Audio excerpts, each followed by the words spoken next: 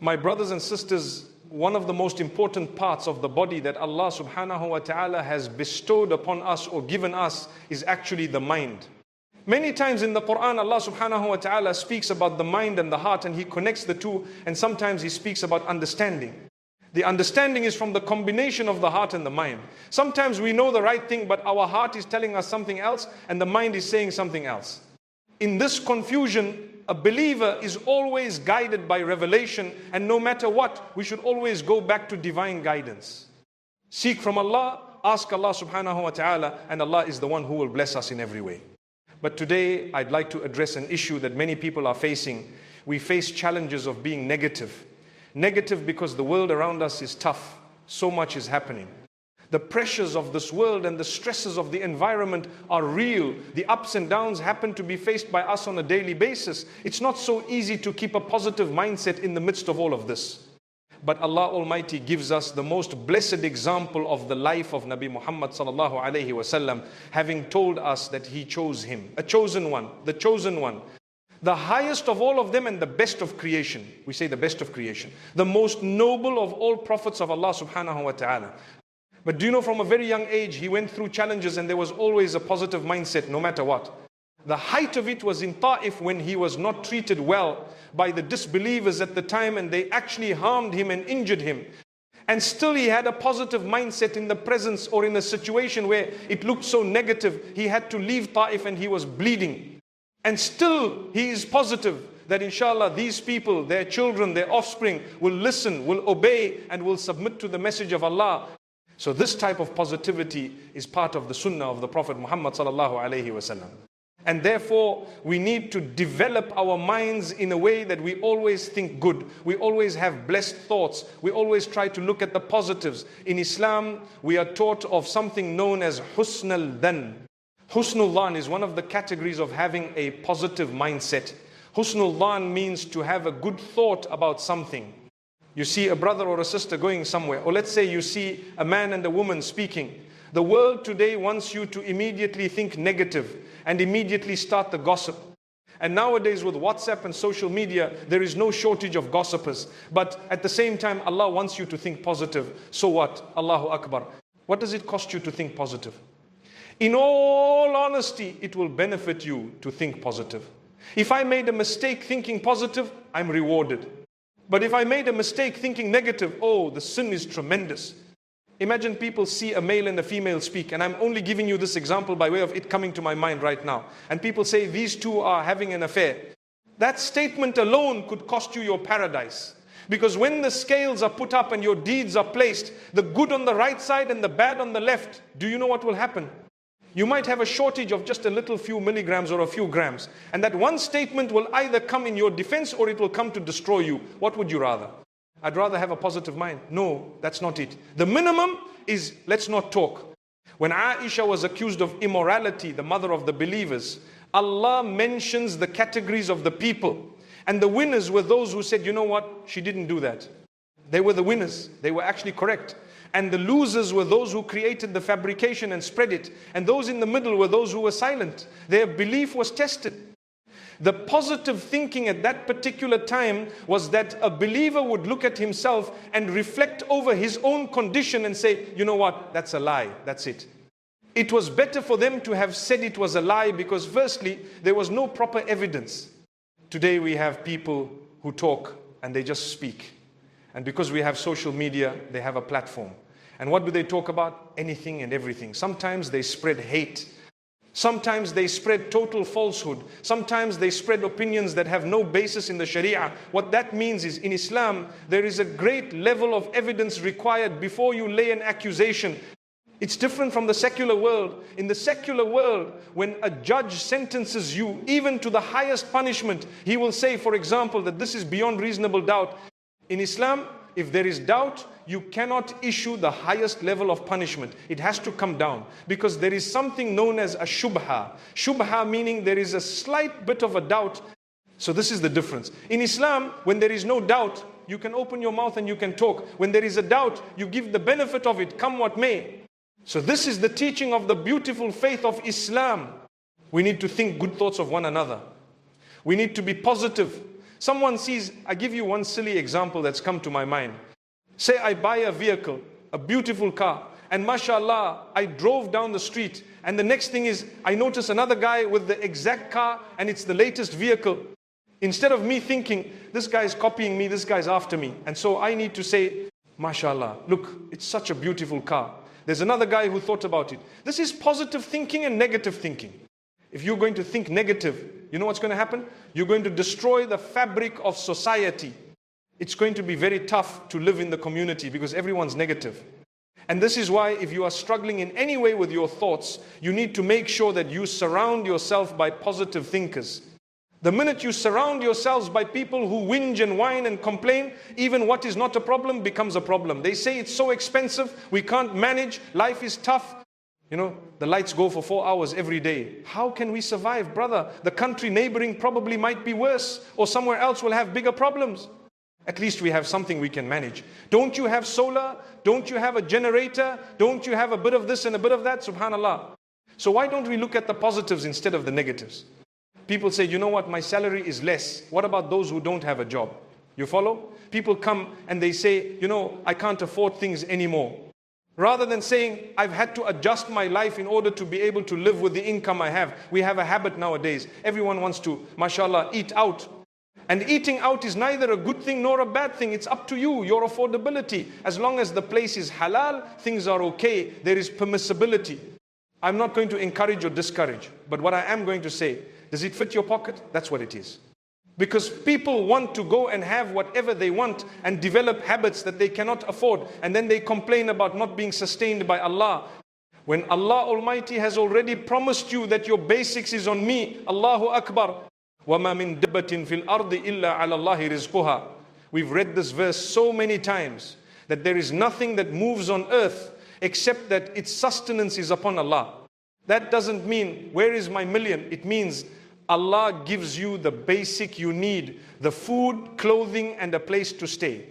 Or a place that Allah subhanahu wa ta'ala has chosen for you at the time. Some people might be homeless, but guess what? They will find shelter even under a tree. It doesn't mean they don't have anything. They have a tree under the tree. Yes, it is not an acceptable level according to us as human beings. We will help them. We will try and get them out of there. But in the interim, you either have a positive mind or a negative mind. The positive mind is, you know what? I don't have a place. I'm staying under the tree. All my belongings are here. Alhamdulillah, it is safe. Oh wow, look at that. I'm looking at the safety aspect. Because imagine if there was the same tree, but it was not safe. Then what? One of the biggest favors that Allah has blessed you and I with, alhamdulillah, in this beautiful country of ours is relative peace, stability and security. Thank Allah for it. Understand, that is maintained. Try to minimize your issues with people. Speak to them respectfully, because when you don't, it creates a trend.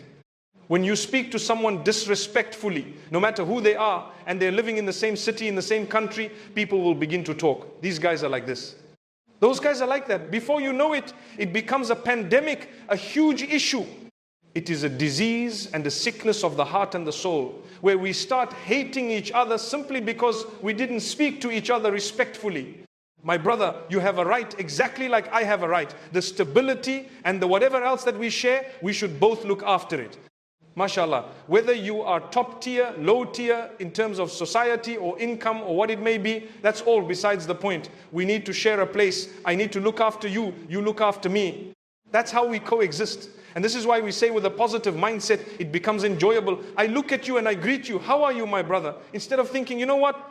This guy here is jealous of me. This guy is against me. This guy is like this. No. Many of us go through the stress. We go through a lot in life. So naturally, as human beings, we need a reminder of this sort to say, just think positive. What did it cost you? Nothing. When you think positive, you are now able to greet a person. You're now able to hug them, to say, you know what, my brother? MashaAllah, tabarakallah. I really, I enjoy meeting the people and I enjoy your company and so on. Alhamdulillah. So my beloved brothers and sisters, looking at the issues we are facing across the globe, we have Gaza on one hand. We have so many other personal issues of people. On the other hand, personal issues we need to remember while calling out to Allah, while making dua, while giving out your charities, have a positive mindset, things will come right. That's the only way that a believer should be looking at it. There's no other way. And that's why the Prophet ﷺ tells us, a true believer, his affairs are amazing, really amazing. Are you a true believer? If so, here's the Messenger ﷺ saying, amazing are the affairs of a true believer. No matter what, all the affairs of his are always positive. They're always good. Because if some calamity or difficulty or hardship comes in his direction, his patience is positive. And if some positivity happens, he made a profit and something happened in his diet, for his growth and so on. His gratitude is the positive. He's grateful to Allah. So when you achieve, be grateful to Allah. Be positive minded. Don't let it make you haughty and arrogant. Because as I said moments ago, it will lead you to treating people in a negative way. And that creates a disaster long term. You might think, so what? I can talk to people how I want. I've got all the money. These people work for me. That's an attitude. Remember, Allah says the days turn. We know of people, they had a lot. Now they don't have. We know of others who had nothing. Now they have a lot. And we know people whom Allah has kept steadily in the middle. All that is a favor of Allah or a test from Allah. It's up to us to understand that positives and negatives will occur in all our lives. But we are the ones, surround yourself with people who will talk to you and remind you, brother, don't worry, we're in it together. I remember there was a time a few years ago, we were going through some really, really challenging times in this country. And I remember talking to some people and saying, don't worry, because we are together, it feels less. The burden is less. Is that not true? When you and I both do not have electricity, what happens? We talk about it and have a laugh. There was a time we used to queue for some basics like bread and milk and so on. In the queue, we got to know people. We used to queue for what? For fuel. The queue, mashallah, we got to talk to people. We got to know people. We didn't know. I remember people who used to queue overnight and some of them used to park their cars there and whatever else. And subhanallah, things became easier and easier. But guess what?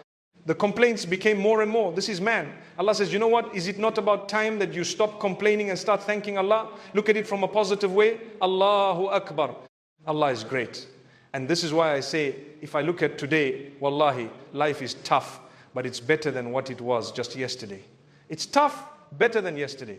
May Allah Almighty make it easy for all of us and grant us barakah and goodness. May Allah make us a positive light for everyone. May Allah Almighty help us think positively of one another, think good thoughts, have a good thought of one another. And may Allah Almighty help us to help one another in a way that is pleasing to Him. Because the hadith of Rasulullah sallallahu alaihi wasallam also says, if you would like the help of Allah, one thing you need to do is pick yourself up and help someone else. How's that?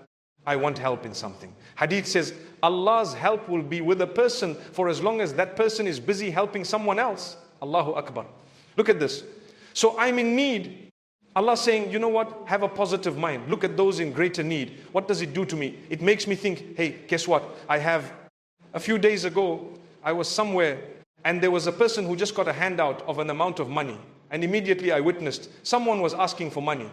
A few minutes later, and this person took out a portion of what they were just given a moment ago and gave it out and said, you know what, this is a cause, they need more than I do. And in my mind, I'm thinking, subhanallah, may Allah bless them in abundance, in abundance. And I want to end with a small example of this. You see, Allah Almighty watches, He sees, He knows. Guess what? He is the owner of everything, including you and I. He's the owner. He owns us. He created us. So He's watching. Imagine you, a little tiny creature of Allah. In the eyes of Allah, we are like a speck, right? And Allah's watching. Allah says, okay, I gave this guy, let's see him walking. Now you're busy walking. You're either going to walk big or you're going to walk humble. And the cause comes, someone is asking something, or you found out about someone in need or something, someone struggling, and you're looking and you're thinking to yourself, should I or shouldn't I? And there is Allah watching you just to see, I gave this guy so much, let's see if a fraction of it can come out. I promise you, I swear by Allah, when you give and you are happily giving, Allah promises He will multiply in abundance what He's given you out of joy and happiness. Allah gets happy. Allah becomes happy to see you giving from what He has given you. You know, this verse in Surah Al-Baqarah is a powerful verse. O you who believe, spend, give from what we have given you and what you have earned and from what produce we cause to grow from the earth. You're a farmer. Allah says you watched the things grow. You saw your tree. You planted it at home or wherever else it was. You saw all these apples or leeches or whatever it was. And when you collected the sacks, you didn't just keep them for yourself and to sell, but there was a portion of it you gave away to your friends. Many of us give it away because it's too much for us at home. Have you given it away with the intention to say, I love these, here goes, I'm going to give this one and this one, Allah's watching. Allah says, you know what? Don't ever give something that you yourself know is not fit for human consumption. Beautiful verses that Allah is telling us, would you have taken something like this? No, you wouldn't have. Well, then don't give it to someone else. May Allah make it easy. That doesn't mean that you shouldn't give away your old clothes because someone says, look, these are my old clothes. But if they're tatty and torn and they have holes and they're not fit for a human being, in that case, you don't give them. And if really you feel there is someone who might take them, make it clear. Look, I don't think this is fit to give people. But in case you want to use this for something, you may take it. Recycling, whatever it may be. But the point I'm raising is, look, when we give and Allah is watching us give, He becomes happy and He will give us more and more. Just like if you have a son or a daughter who's a little 3-year-old and you gave them $10 and then they witnessed someone collecting money for Gaza, for example, and they say, Dad, can I give 2 of my $10? What will you do? You say, you know what? Give the 2. And you want to give them another 20 because you know that this child is giving in the right direction. Allah Almighty's example is greater. May Allah Almighty help us to help one another, like I said earlier. And may Allah help us not just to develop a positive mindset, but to be around those who are, and to be positive for those who are around us.